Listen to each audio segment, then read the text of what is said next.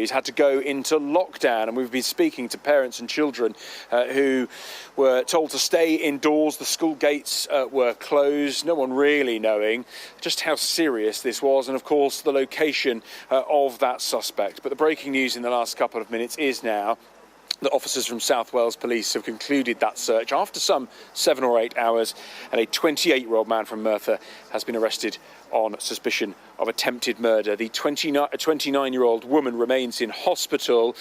We do not believe her injuries are life-threatening. It's understood she is heavily pregnant. Dan, many thanks for that. Thames Water said today that its turnaround is going to take time, as it reported a big drop in half-year profits. It comes as Ofwat announced that it was investigating the company over the £37.5 million dividend payment under new powers granted this year. Ofwat will look at whether the dividend meets its licence requirements amid concerns about the company's performance. Well, our business correspondent Paul Kelso is with us. Paul, profits more than halved at Thames in the last period.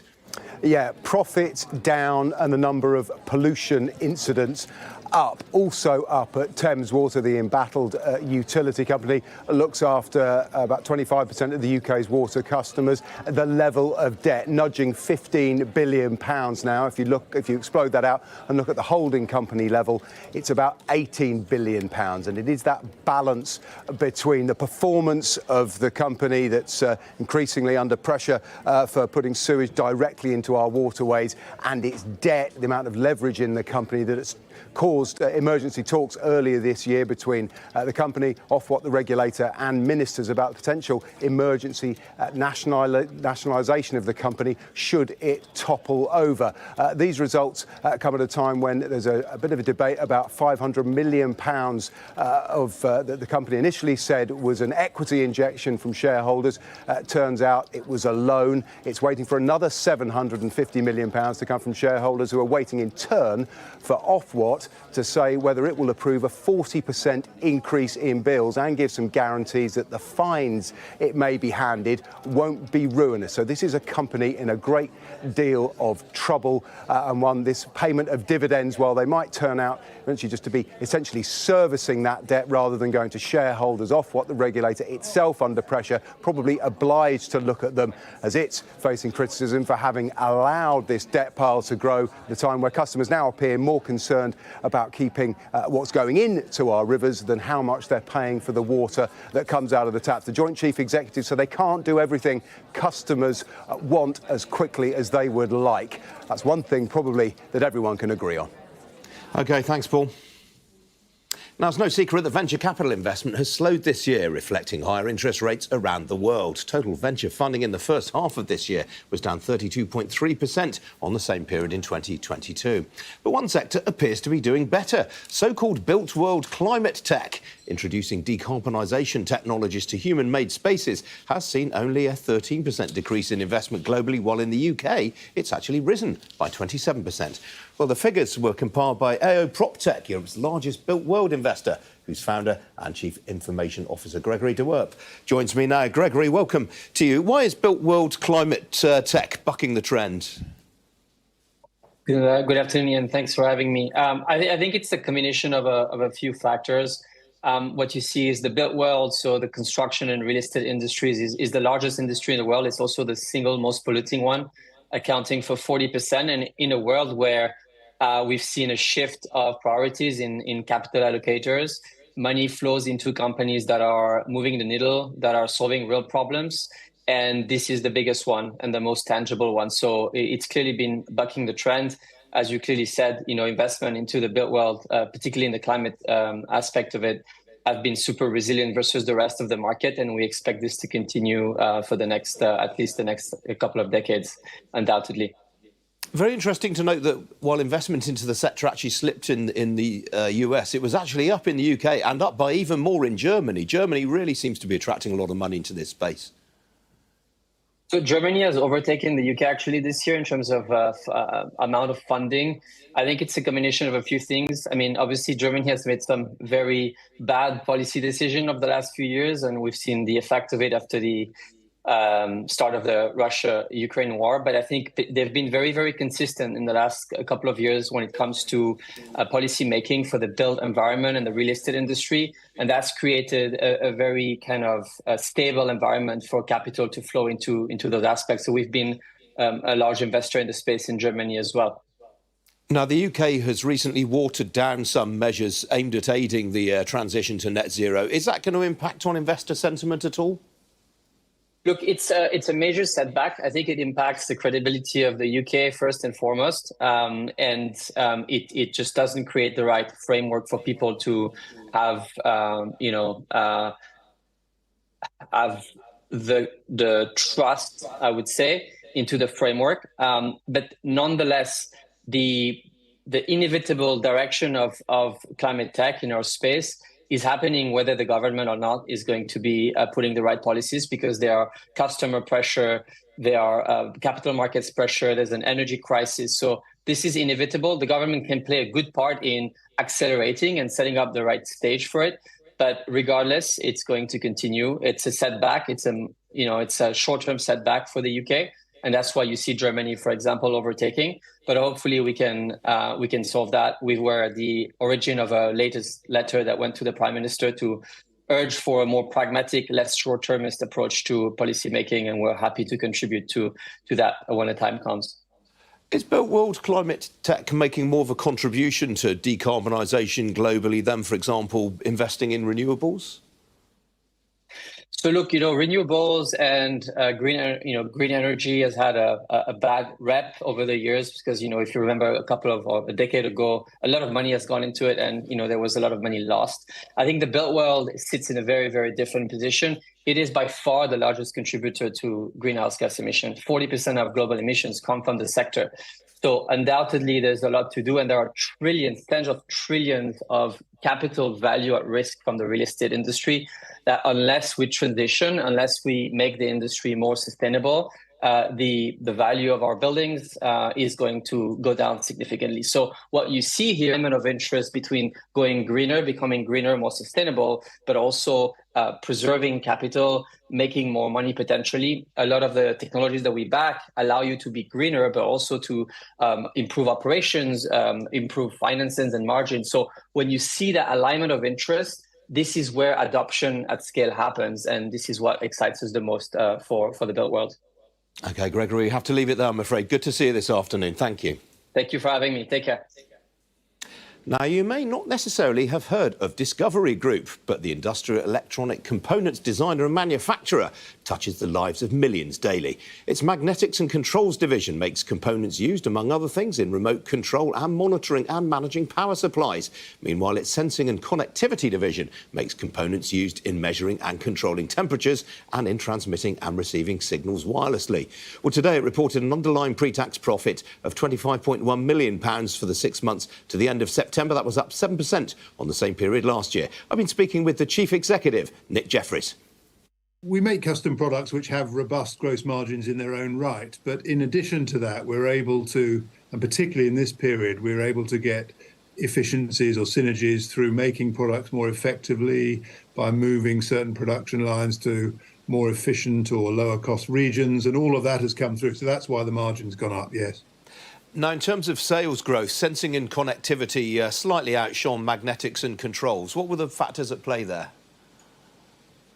Yeah, the two segments or the two divisions are quite similar, actually. They tend to ebb and flow, one from one period to another.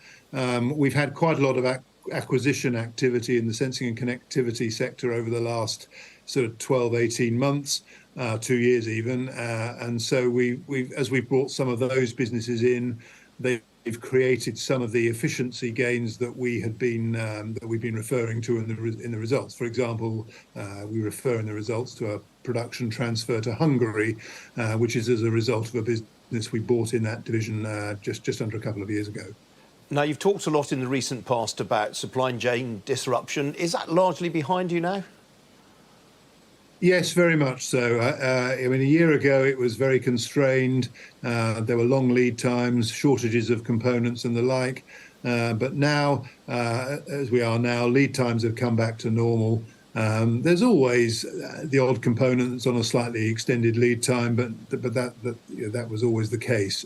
So now we're very much back to normal supply conditions. And what about raw material inflation? What are you seeing there?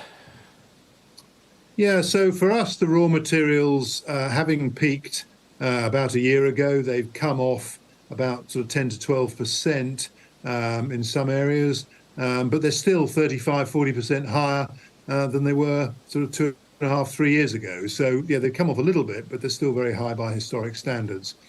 Now, you touched on your manufacturing footprint a moment ago. Obviously, you have a big presence in China. I just wonder to what extent you're thinking about moving some of that elsewhere, given the tensions between the US and China. Yeah, it's interesting. I mean, we have 2 plants in China. Most of our customers, about 2/3 of our customers in China, are Western-based multinationals operating there. The balance are Chinese-based multinationals. We have looked at whether we might move one of those sites to another region, but actually we've decided to keep both sites in China, and the reason for that is that the domestic demand that we're seeing there from our existing customers is very strong.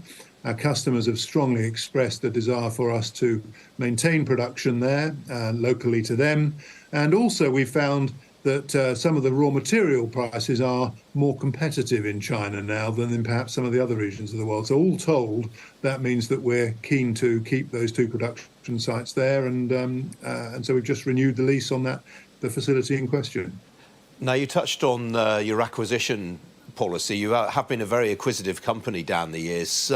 I think in the statement today you say you're tracking 400 potential targets and you're in live deal negotiations with 15. You're obviously not put off by this increased interest rate environment. No, the success of our business model, which we've now been pursuing for nearly 15 years, is to buy businesses that have great long-term growth prospects. And we bring these businesses in, we focus them according to our model, and then expect them to grow organically over 3, 5, 7, 10, 15 plus, maybe even 20 years. And that delivers really terrifically good returns. And this, the higher interest rate environment that we're in at the moment, one, is not going to last forever. But more importantly, the returns that we generate over the medium to long term are way ahead of our cost of capital. And so it means that our strategy is still as valid as it has always been. I'm probably asking you to generalise hugely here, but what does a typical target look like? What are the sort of characteristics? So it's typically, it'll make a niche product. In 1 or 2 countries it will operate. It will sell into 20 or 30 customers, of which half of them will be multinational customers that we've all heard of. It'll probably be privately owned or perhaps private equity owned.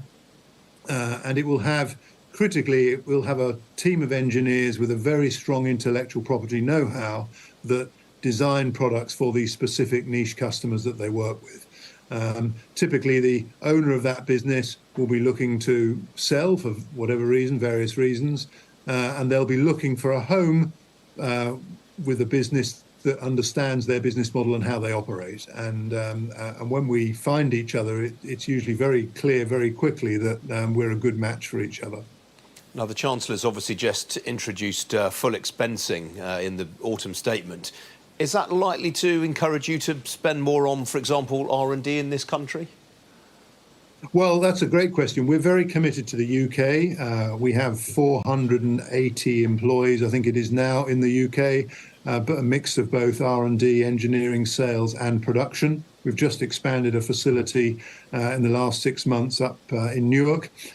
So yes, very much so. We're committed to the UK very strongly. And of course, the products we make are very highly differentiated, niche, engineered products that we manufacture and sell all over the world. And the UK is certainly a good place to do that. So the full expensing that the Chancellor announced is very good for us, yeah, and we'll take full advantage of it. That was Nick Jeffries from Discovery Group. I can tell you the shares have risen by 16% today. Some other stories for you now. And Amazon has accused Microsoft of using business practices that restrict customer choice in the UK's cloud computing market. The sector's being investigated by the Competition and Markets Authority after Ofcom, the communications watchdog, highlighted Amazon and Microsoft's dominance of the market. But now Amazon has written to the CMA, arguing that changes to Microsoft's terms make it difficult for customers to switch to alternative cloud providers. Google, which is a distant third in the UK market, made a similar complaint to the CMA last week. And shares of SSP, which operates nearly 3,000 food and drink outlets in airports and railway stations around the world, have risen by more than 6% after better than expected results. The company, whose brands include Upper Crust, Ritazza and Le Grand Comptoir, reported today that sales are back above pre-pandemic levels. Underlying earnings during the year to the end of September came in at £280 million, up from £142 million in the previous 12 months. The company has also resumed paying dividends. Still to come here on Business Live, we'll have a look at how the markets have finished this Tuesday afternoon. Don't go away.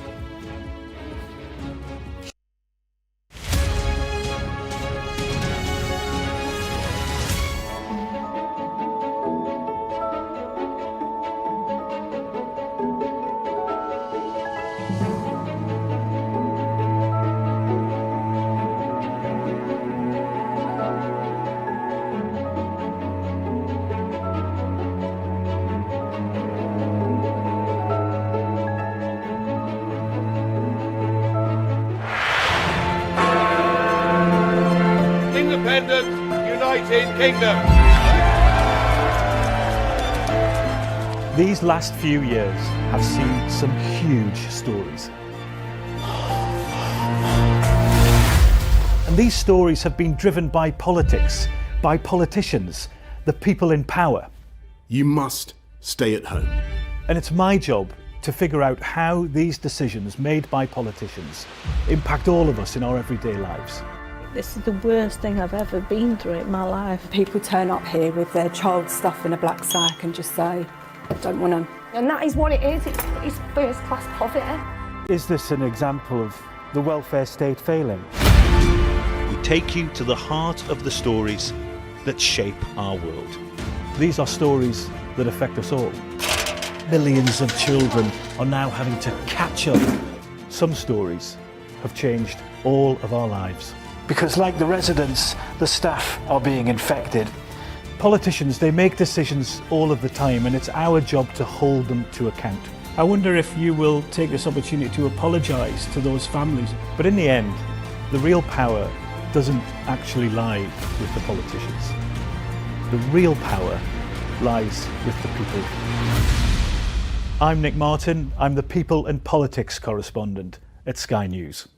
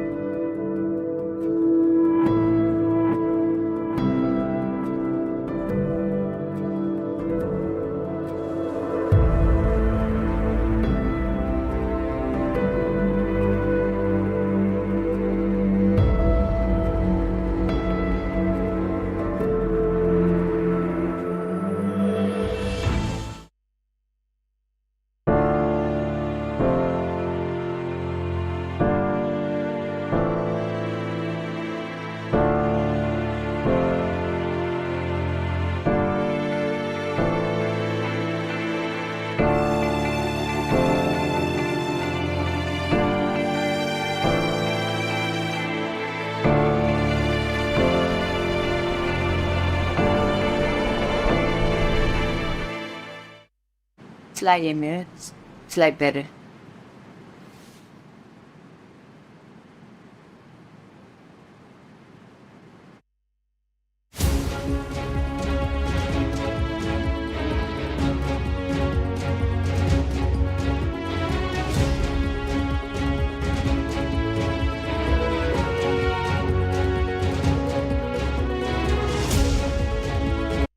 Fly Emirates.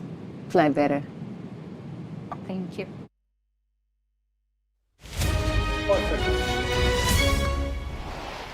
Well, European stocks have finished largely to the upside this afternoon after a weak start to the session. Talking points today include Ericsson, which is up nearly 7% after being chosen by AT&T to build a network for it under a 5-year deal that could be worth up to $14 billion. Well, Nokia missed out on the contract. It's down by nearly 4%.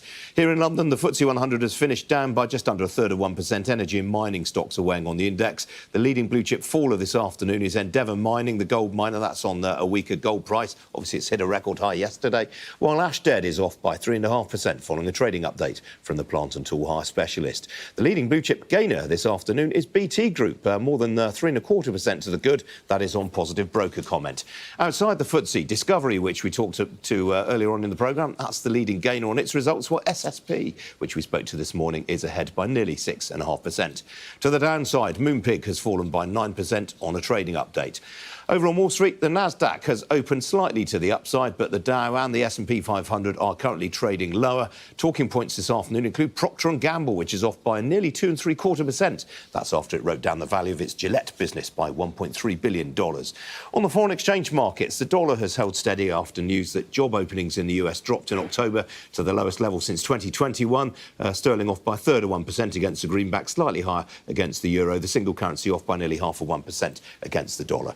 As for the oil price, well, that's clawed back some of yesterday's losses, but it remains close to a 2-week low. A barrel of Brent crude will currently set you back $78.31 a barrel. That's up a little over 1/3%. Well, joining me this afternoon is Alix Stewart, fund manager at Schroders. Alix, great to see you. Interesting story around today concerning Barclays. The Qataris have been selling down their stake. Yeah, quite interesting, given that obviously they were the ones that were investing quite heavily around the time of the financial crisis.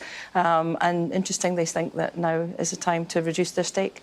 It's been a deeply frustrating investment, Barclays, over the years. Is that the Qataris sort of showing a bit of that frustration? Well, I mean, I think their investment's down something like about half.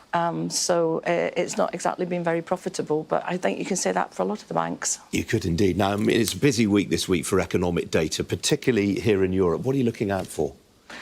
Well, I mean, at the moment, all the focus is on inflation and what's going to happen with interest rates. We had, one of the commentators from the ECB yesterday suggesting that rates aren't going to rise anymore.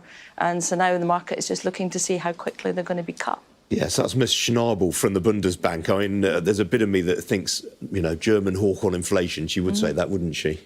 Well, yeah, that's the thing. She is one of the hawks. So for her to say that she thinks that, the next move in rates effectively is going to be down is quite significant. We obviously had a fantastic month in November, both for bonds and equities, as the market repriced interest rate expectations for the US. Is there a danger that everyone's going to be deeply disappointed? Well, I think that's the thing. Now we've got to the point that there's so much expected in terms of how quickly and how fast interest rates can be cut. It's a question of where do we go from here. And actually, if, interest rates are getting cut that much, is it that we get this nice soft landing that everybody's expecting, or something maybe perhaps a little bit worse? Yeah, although I guess this sort of softish jobs data that we've had in the US this afternoon potentially points to the Fed maybe having to go sooner rather than later. I mean, it really still plays into the narrative that it's a soft landing. At the moment, it's nothing more than that. But I guess the question is, you have a soft landing on the way to a hard landing. So for at the moment, risk markets are quite happy that we're going to see inflation coming down, and so are interest rates. Yeah. Do you think the Eurozone's going to achieve a soft landing? I mean, it looks somewhat worse in the Eurozone, to be honest. And the expectations are that there will be faster rate cuts there. But, there isn't the same. It does look somewhat more troubling than it does in the US. Yeah, it's really interesting, actually, looking at that, how it's playing out in the currency markets. Yeah. I mean, sterling's trading this afternoon at a near 3-month high against the euro.